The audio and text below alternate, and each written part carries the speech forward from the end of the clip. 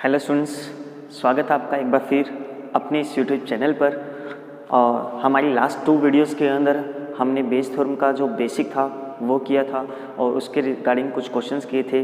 Bayes theorem के second part के अंदर हमने कुछ इंपॉर्टेंट क्वेश्चंस किए थे जो लास्ट ईयर एग्जाम्स में आए हुए हैं CBSE के, और उसी को आगे बढ़ाते हुए जो बेस थ्योरम का आज थर्ड पार्ट हम कर रहे हैं। और इसमें भी हम कुछ इंपॉर्टेंट क्वेश्चंस ही हैं, 1-2 वो वर्क करेंगे और 100% वो भी आए हुए हैं क्वेश्चंस लास्ट ईयर्स में।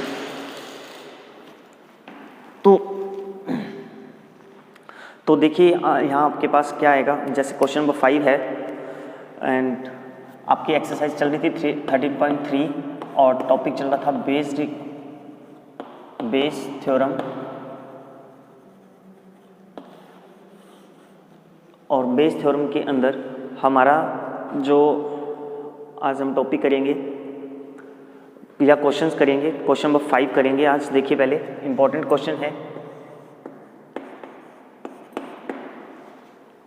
Question number 5। लैंग्वेज ध्यान से पढ़ लीजिएगा क्योंकि क्वेश्चन में जो 5 की लैंग्वेज है वो थोड़ी सी कॉम्प्लिकेटेड है, मिक्स की हुई है लैंग्वेज को। मीन्स केस आपको डायरेक्ट नहीं पता चलेगा, लास्ट में जाके पता चलता है केस क्या लेना है क्या नहीं लेना। तो देखिए, a laboratory blood test is 99% effective in detecting a certain disease. कोई भी लैब है 99% इफेक्टिव है डिजीज को डिटेक्ट करने में, when it is in fact present, अगर व्यक्ति को कोई डिजीज है तो। However, the test also a false positive result for 0.5% of the healthy person tested। इस लाइन का मीनिंग क्या है, कोई हेल्थी पर्सन है उसका भी रिजल्ट इसने पॉजिटिव दे दिया। मैं अलग से नोट कर लेता हूँ, हेल्थी पर्सन का रिजल्ट पॉजिटिव दिया और उसकी प्रोबेबिलिटी इन्होंने दे दी 0.5%। 0.5% ये एक अलग केस है मेरा, मैंने अलग से नोट कर लिया इस केस को, ठीक है। नेक्स्ट क्वेश्चन है, नेक्स्ट स्टेटमेंट है हमारी, if 0.1% of the population actually has the disease, what is the probability that a person has the disease given that his test result is positive. Given that जो हमारी last statement होती है student, उस last statement में हमें हमारा common statement भी मिल जाता है ए, और हमें हमारे केसेस भी मिल जाते हैं E1 E2 E3 जो भी है, ठीक है। तो आपको क्या गिवन है, हमें पता है लास्ट स्टेटमेंट में हम ए डिवाइड में लिखते हैं, ए गिवन होता है। तो यहाँ पे लास्ट स्टेटमेंट में हमें क्या गिवन है, given that his test result is positive. तो मुझे लास्ट स्टेटमेंट से ए पता चल गया, टेस्ट रिजल्ट इज पॉजिटिव, ये पता चल गया।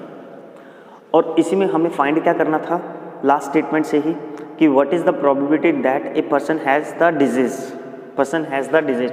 तो E1 मेरे बन गया पर्सन हैज़ द डिजीज, ये मेरा बन गया यहाँ पे E1, ठीक है। नेक्स्ट हमारे पास E2 बन जाएगा, सेम इसी का रिवर्स हो जाएगा, persons has not the disease, person has not the disease. अब देखिए, आपको जो पहले भी मैंने जो इसके पार्ट्स बनाए हैं और आपने देखे भी होंगे, E1 E2 की प्रोबेबिलिटी फाइंड करते हैं सबसे पहले। तो P1 and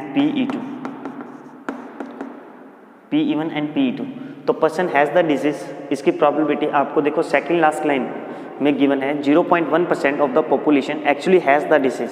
0.1% population actually has the disease, तो 0.1%।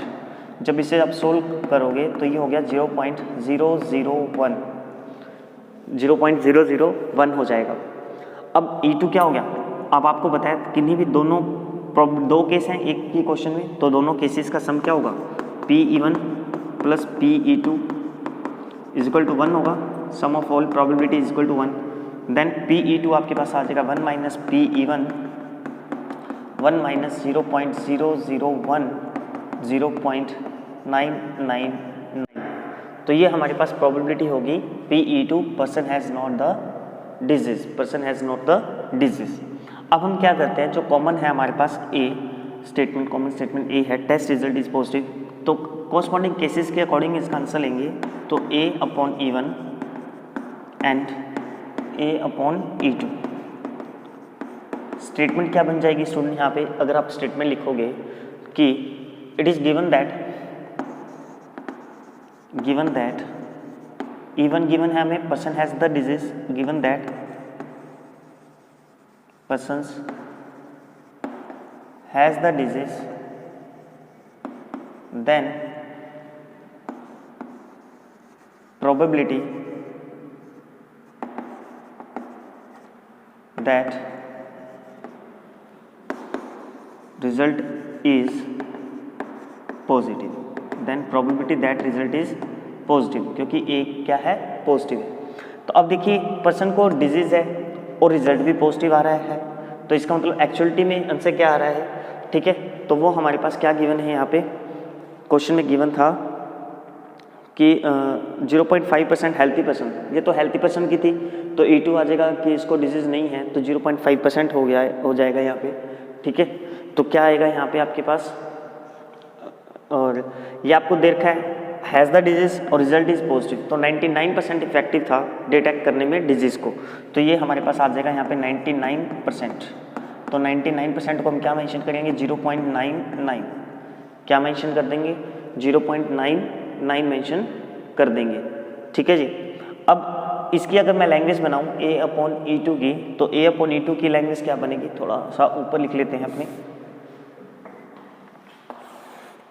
हाँ जी, A/E2 A/E2 लैंग्वेज देखिए सबसे पहले तो person has not the disease, तो given that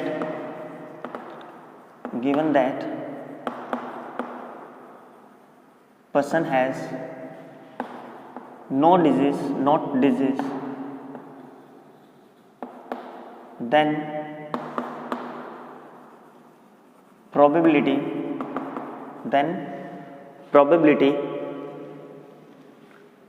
that result is positive, then probability that result is positive।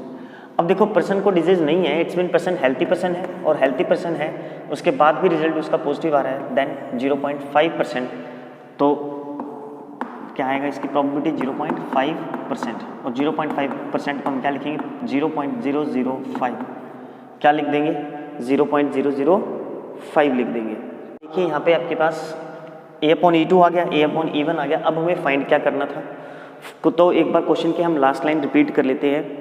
Question की लास्ट लाइन क्या थी हमारे पास, कि what is the probability that a person has the disease, has the disease means E1, तो मुझे क्या find करना है, E1 फाइंड करना है, और A उसका रिजल्ट क्या है, पॉजिटिव आपको गिवन है। तो स्टेटमेंट आप लिख ही लोगे अब कि if it is given that result is positive, then the person has the probability that the person has actual disease, ठीक है। तो इक्वल्स टू आपके पास क्या आएगा, इसके फॉर्मूला क्या होगा, P/E1 into PA/E1 divide by P/E1 multiply by PA/E1 plus P/E2 multiply by PA/E2, values put कर दीजिए सारी। तो P/E1 की वैल्यू अगर आप पुट करोगे तो 0.001 मल्टीप्लाई A/E1 की वैल्यू 0.99 डिवाइड बाय आपके पास 0.001 इंटू 0.99 प्लस E2 की वैल्यू है आपके पास 0.999 मल्टीप्लाई A/E2 0.005। जब इसे आप सोल्व आउट करोगे तो देखिए पॉइंट्स कितने डिजिट के बाद आ रहा है, 3 इंटू 5 डिजिट, तो 99 1 2 3 5 डिजिट हो गए, तो 0.0 ये बन जाएगा। सेम 0.00099 प्लस, और जब आप इसको मल्टीप्लाई करोगे यहाँ पे 5 को 9 से, तो 9 इंटू 5 45, 4 एंड अगेन 45 4 49 4 फिर 49 एंड 1 2 3 4 5 6 डिजिट है, तो 0.0 ये आ जाएगा। और जब आप इसे कंप्लीट सोल्व करोगे तो आपके पास सोल्व कर लेना स्टूडेंट, आंसर आ जाएगा 22/133। ये आपका पास आंसर आ जाएगा कंप्लीट सोल्व करके। तो ये था आपका क्वेश्चन स्टूडेंट, अगर आप चाहो तो स्क्रीनशॉट ले सकते हो इसका। क्वेश्चन समझ में आ गया तो वीडियो को लाइक ज़रूर कर देना, और कोई भी आपके सुझाव हो तो कमेंट सेक्शन में ज़रूर बता दीजिएगा। हाँ जी, नेक्स्ट देखिए हमारे पास सेम ऐसे ही जैसे एक क्वेश्चन था, थोड़ा सा अलग था या बेस थ्योरम को अप्लाई कर रहा था, वैसे एक क्वेश्चन है हमारे पास इसमें, क्वेश्चन नंबर 12। वो भी अच्छा क्वेश्चन है और इम्पॉर्टेंट है एग्जाम पॉइंट ऑफ व्यू से।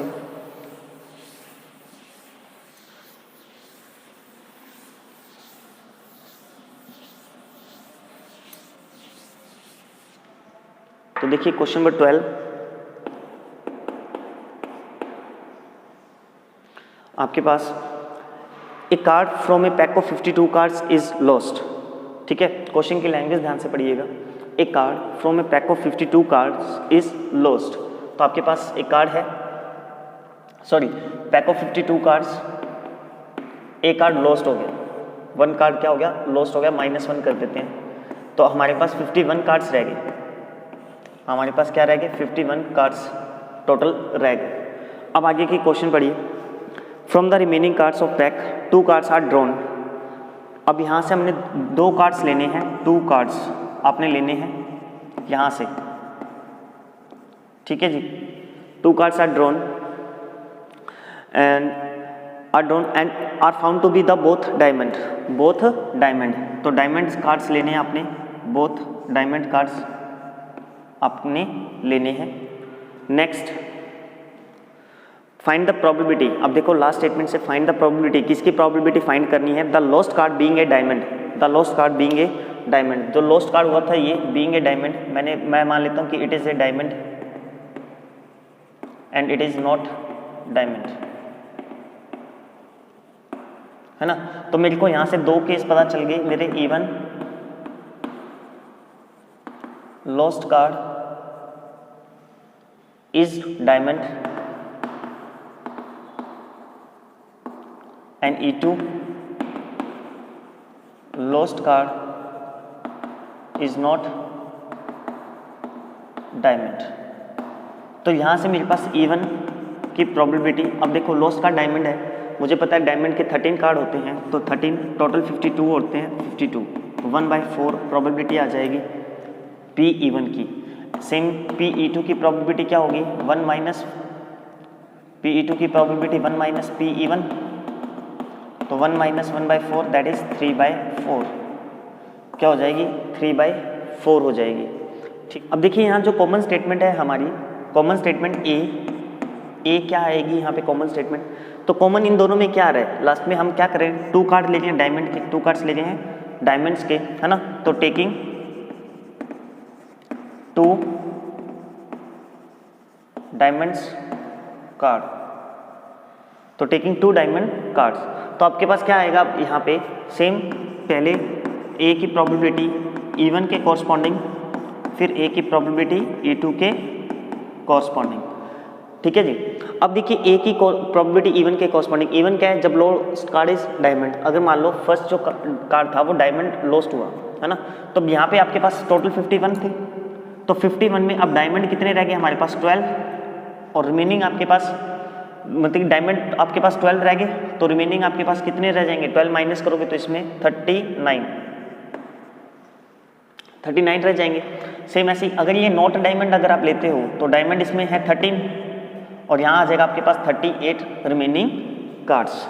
तो अब देखिए क्वेश्चन था, लैंग्वेज क्या बनेगी, if it is given that lost card is diamond then the probability of taking 2 diamond cards, ठीक है। तो आपके पास क्या आएगा, अब देखो टोटल डायमंड कार्ड है 12, टोटल डायमंड कार्ड है 12, तो 12C2, 12 में से 2 लेने हैं, टोटल कितने हैं 12 में से 2 लेने हैं आपने, और प्रोबेबिलिटी ले रहे हो तो टोटल हमारे पास कार्ड्स कितने हैं 51, यहाँ पे कितने कार्ड है 51, तो 51C2 क्या आ जाएगा 51C2 प्रोबेबिलिटी आ जाएगी। सिमिलरली E2 जब आप लोगे तो lost card is not diamond है, तो इस केस में आके डायमंड के हमारे पास 13 कार्ड्स है, ठीक है। अगर मान लो फर्स्ट कार्ड हमारे पास डायमंड नहीं निकला तो जो 51 रिमेनिंग कार्ड्स है उसमें 13 डायमंड है, तो 13 में से 2 लेने तो 13C2 और 51C 2 प्रोबेबिलिटी के लिए टोटल आउटकम्स है 51C2, ये हमारे पास PAE2 हो जाएगा। अब मुझे फाइंड क्या करना था, लास्ट जो लाइन थी हमारे क्वेश्चन की वो क्या थी कि lost card being a diamond, lost card being a diamond, तो इवन की प्रोबेबिलिटी मुझे फाइंड करनी है। क्या करना है, इवन की प्रोबेबिलिटी मुझे फाइंड करनी है। तो यहाँ देखिए स्टूडेंट, तो P(E1/A), P(E1/A) मुझे फाइंड करना है। इसकी लैंग्वेज क्या बन जाएगी यहाँ पे आपके पास कि अगर A आपके पास क्या था, दोनों डायमंड आपको गिवन है, तो if it is given that taking 2 diamond cards then the probability the lost card is diamond, तो क्या बनेगी इसकी P(E1) multiply by P(A/E1) first case, and second case क्या है आपका E1 multiply A/E1 plus PE2 multiply, ये second case PA/E2, PA/E2 value put कर दीजिए सभी की। तो E1 की वैल्यू, PE1 की वैल्यू क्या है 1/4 इंटू A/E1 की वैल्यू है 12C2 multiply 51C2 divide by same portion 1/4 into 12C2 multiply by 51C2 plus यहाँ आपके पास PE2 की वैल्यू क्या आएगी 3/4 multiply by PA/E2 13C2 divide by 51C2। ठीक है, कैलकुलेशन पार्ट यहाँ कर लेते हैं।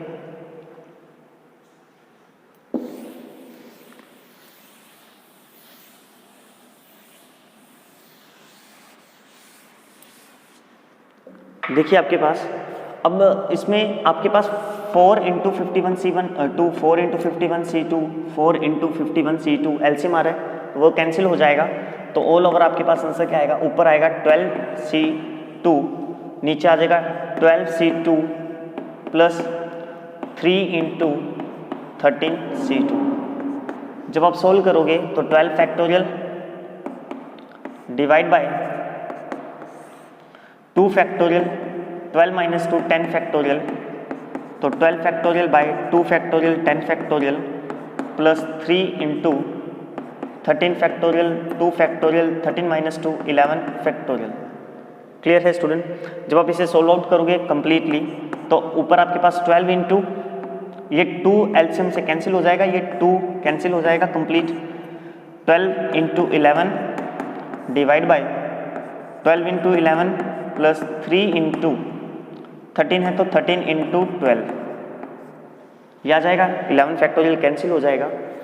अब इधर आपके पास देखो 12 कैंसिल हो रहा है, 12 कैंसिल हो रहा है एलसीएम लेने के बाद, कॉमन लेने के बाद सॉरी। तो यहाँ आपके पास ऊपर बच के 11, नीचे आपके पास है 11 प्लस 13 इंटू 3 39, तो आपका ऑल ओवर आंसर आ गया 11/50, 11/50। ये था आपका आंसर इस क्वेश्चन का। क्वेश्चन नंबर था ये 12 आपके पास। आज आपको 2 क्वेश्चंस करवाए हैं student, question number 12 and question number 5।